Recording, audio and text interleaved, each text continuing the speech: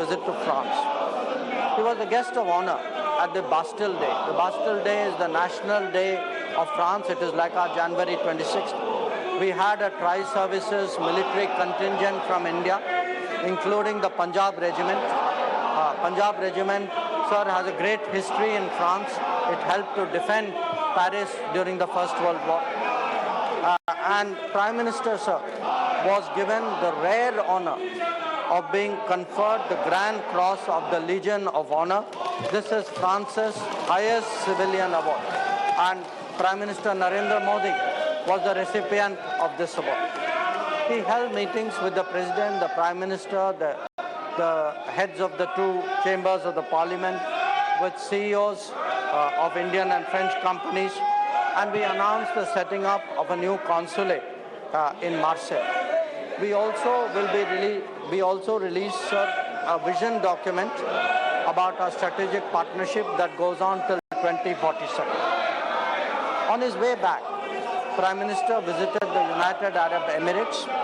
In Abu Dhabi, he held talks with Sheikh Mohammed, the President of the UAE, and it resulted in three very important outcomes: the trade settlement in our national currencies, the interlinking of payments of central banks, and the establishment of a campus of IIT Delhi in Abu Dhabi.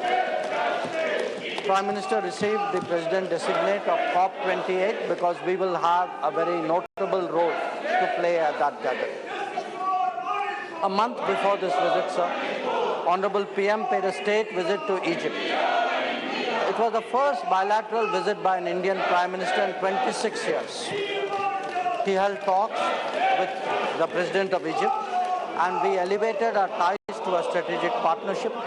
We signed agreements in agriculture, in preservation of monuments, archaeological sites, in competition laws.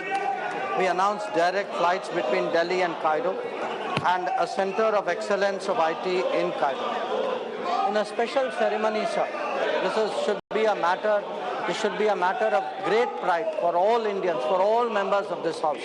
Prime Minister was conferred the Order of the Nile, which is the highest state honor of Egypt. Another notable development, sir, during this period was the co-hosting of the third summit of the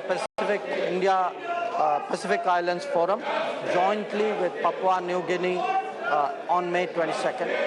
Prime Minister was received with great warmth, with great courtesy when he arrived in Papua New Guinea. And sir, I think all members would have seen how the Prime Minister of Papua New Guinea paid his personal respects to our Prime Minister in a manner in which so traditional in India. And I think it speaks great volumes today of India's standing, of Prime Minister's standing in the world.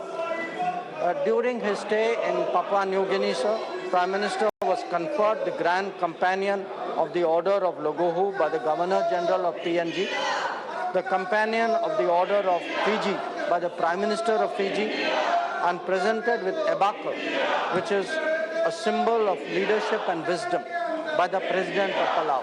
Each of these gestures, sir, I think should be noted and appreciated by members, by all citizens of this country, because it collectively, it reflects well on all of us.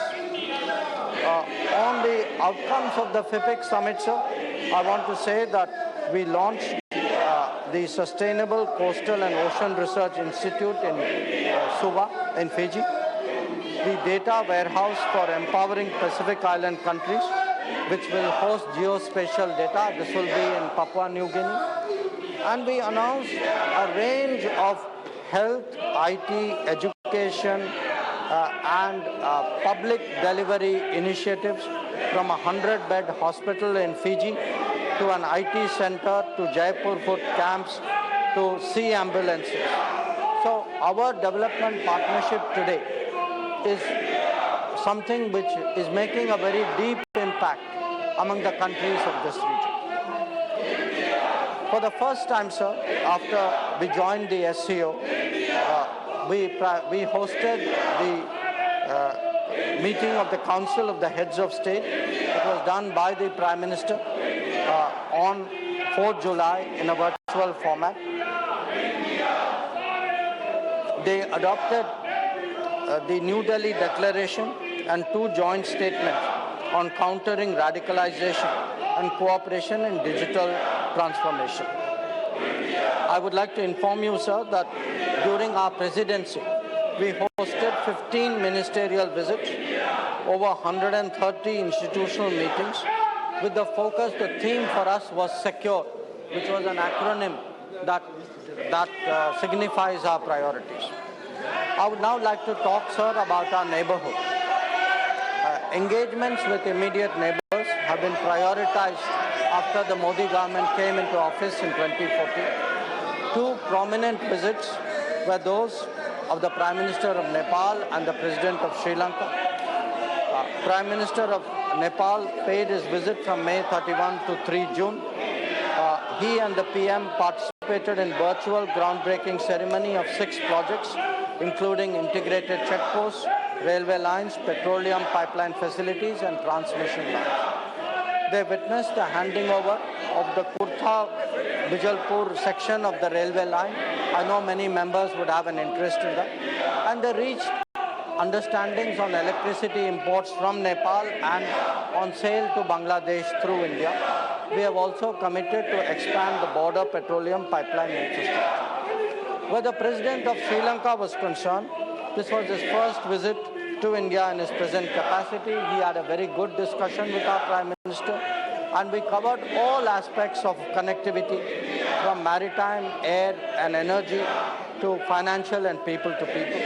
We signed agreements on development projects in Trincomalee district on animal husbandry, renewable energy and UPI interface. Prime Minister, sir, raised issues related to the Tamil community in Sri Lanka, and I hope, sir, that the members of Parliament with interest in this special subject should listen to this, that he reiterated the need to fulfill the aspirations of Tamils. He underlined the importance of implementing the 13th Amendment and conducting provincial council elections. He also took up the issue of Indian fishermen. And sir, you are aware that this is an issue which is frequently raised in this house also. And he requested the Sri Lankans to approach it on a humanitarian basis. May I, sir, touch briefly on the subject of the G20? I would like to assure you that it is advancing. The pressing issues facing humanity are being highlighted. We are focusing on Mission Life, on the popularization of millets, on a human-centric approach to climate action and development, as well as on use of technology to transform lives. We've had a number of ministerial meetings of the G20, sir, across India, including the development ministers meeting in Varanasi, in Hyderabad, in Goa, in Pune, in Gandhinagar, in Goa, and in Chennai. So we are realizing our intent to make India's presidency a truly national endeavor and showcase India to the world. So I would also like to assure you that ministers of the MEA have been very active during this period. I myself have traveled extensively in Africa and in Latin America. My colleague ministers of state have done so as well. May I say a few words, sir, about Operation Kaveri? This was an operation which was launched because of armed conflict in Sudan. We used both the Air Force and the Navy to bring back almost more than 4,000 of our citizens. So once again, we have shown that the Modi government will never leave its people behind during any crisis anywhere in the world. Where fishermen are concerned, we have been successful in bringing back 74 of them from Sri Lanka and 398 of them from Pakistan.